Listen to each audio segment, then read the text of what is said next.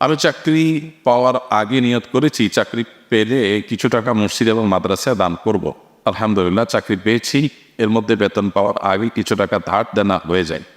এখন আগে কোনটা পরিশোধ করবো? অবশ্যই আপনি আগে দেনা পরিশোধ করবেন। আপনার দেনা পরিশোধ করাটা বেশি গুরুত্বপূর্ণ। আমরা অনেক সময় এই জিনিসগুলোর গুরুত্বের মাত্রা বুঝি না। আপনি নিয়ত করেছেন যে আল্লাহ আমার চাকরি হলে আমি মসজিদ মাদ্রাসায় কিছু দান করবো, তো এইটা মানত হতে পারে, আবার সাধারণ নিয়ত হতে পারে। কখন মানত হবে, কখন সাধারণ নিয়ত হবে, মানতের সংজ্ঞা কী আর সাধারণ নিয়তের সংজ্ঞা কী, এটা আমাদেরকে জানতে হয়।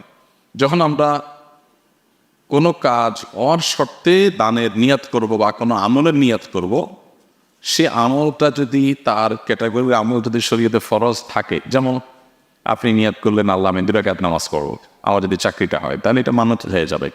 কারণ একটা কাজ বলে সেক্ষেত্রে আপনি একটা আমল করবেন বলেছেন, নামাজ মৌলিকভাবে ফরজ ওয়াজিব এটা ফরম্যাট আছে বিদায় এরকম কোনো ইবাদত যেটা ফরজ ওয়ার মেজরিক ফরম্যাট আছে সেরকম কিছু করার নিয়ত করেছেন কোনো শর্ত সাপেক্ষে, সেটা মানাতে হবে। আর এমনি নিয়ত করেছেন যে আমি চাকরি হলে আমি একটু মসজিদে দান করবো, এটা জাস্ট মনের ইচ্ছা, এটা মানত পর্যায়ে না। জাস্ট আপনি বলেছেন যে বা নিয়ত করেছেন মনে মনে যে আমি এটা হলে এটা করবো। এই নিয়ত রক্ষা করাটা উত্তম কিন্তু আবশ্যক না, কিন্তু মানত রক্ষা করাটা আবশ্যক। কিন্তু মানত আবশ্যক করলেও যদি আপনার ধার দেনা থাকে তাহলে আগে মানুষের ধার দেনা দিবেন, তারপর আপনি মানত পুরা করবেন। কারণ মানুষের দেনা পরিশোধ করার গুরুত্ব এত বেশি যেটা মানতের চাইতেও বেশি গুরুত্বপূর্ণ। আমরা অনেক সময় দেখা যায় যে দান দক্ষিণায় পড়ছে, এদিকে মানুষ আমাদের কাছে টাকা পাবে, টাকা দেওয়ার খবর নাই, আমি দান করে বেড়াচ্ছি, এটা উচিত না। যে কোনো নামাজের রুকু থেকে উঠে অথবা 2 সেজদার মাঝে কতটুকু সময় অপেক্ষা না করলে নামাজ শুদ্ধ হবে না, দয়া করে বিস্তারিত বলবেন। আমরা লক্ষ্য করছি কিছু কিছু ইমাম সাহেব এবং অধিকাংশ নামাজের মধ্যে এই সমস্যা রয়েছে। খুবই গুরুত্বপূর্ণ প্রশ্ন। রুকু থেকে উঠে যখন আমরা দাঁড়াবো কতটুকু সময় অপেক্ষা করব?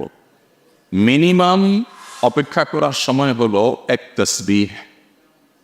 আমরা একবার সুবহানাল্লাহ বলার সময় বা সুবহান রাব্বিল আযীম একবার আল্লাহর পবিত্রতা বর্ণনা করতে পারেন, এরকম সময় মিনিমাম অপেক্ষা করা ওয়াজিব। এতটুকু অপেক্ষা যদি আপনি না করেন নামাজ হবে না। এখন অনেককে দেখা যায় রুকু থেকে উঠে জাস্ট মাথাটা সোজা করে আবার তিনি সিজদায় চলে গেছে, তার নামাজ হবে না। সম্ভবত হুযায়ফা ইবনে ইয়ামান রাদিয়াল্লাহু তাআলা আনহু এরকম এক ব্যক্তিকে দেখেছেন খুব তাড়াহুড়া করে নামাজ পড়েছে।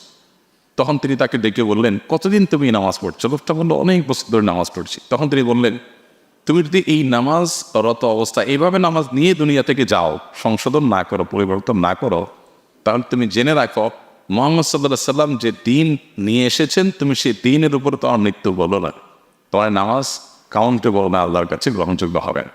নবী করিম সাল্লাল্লাহু আলাইহি সাল্লামের মসজিদে এক লোক এসে 2 রাকাত নামাজ পড়লেন।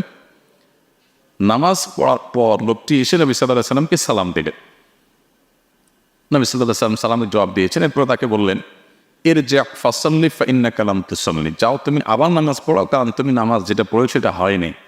তখন নবী করিম সাল্লাল্লাহু আলাইহি সাল্লাম তাকে নামাজ শিখিয়ে দিলেন এবং বললেন, রুকু থেকে তুমি দাঁড়াবে হাত্তা তাতমাইন্না কায়েমান, তুমি রুকু থেকে মাথা সোজা করে স্থির হয়ে অপেক্ষা করবে, এরপর সিজদায় যাবে। আবার সিজদা থেকে উঠে যখন তুমি বসবে তখন তুমি বসবে যে এই বসাটা হবে প্রশান্তভাবে, সঠিকভাবে সোজা হয়ে তুমি বসবে, এরপর তুমি সিজদায় যাও।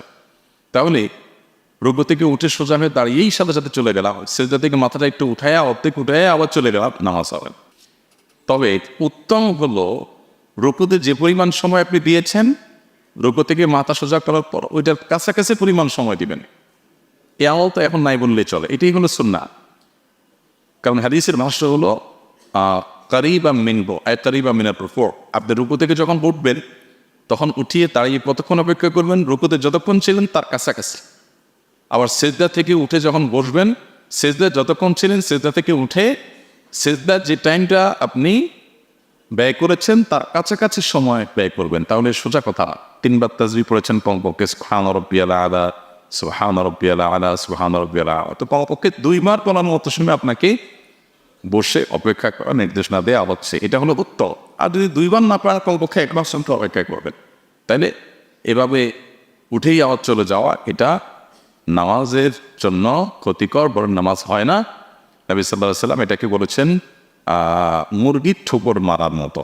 মুরগির ঠোকর মারতে যেরকম মুরগি কি আপনার খুশুর সাথে ঠোকর মারে? মুরগির ঠোকরে কোনো খুশু আছে? মারতেছে, একটা পর একটা মারতেছে।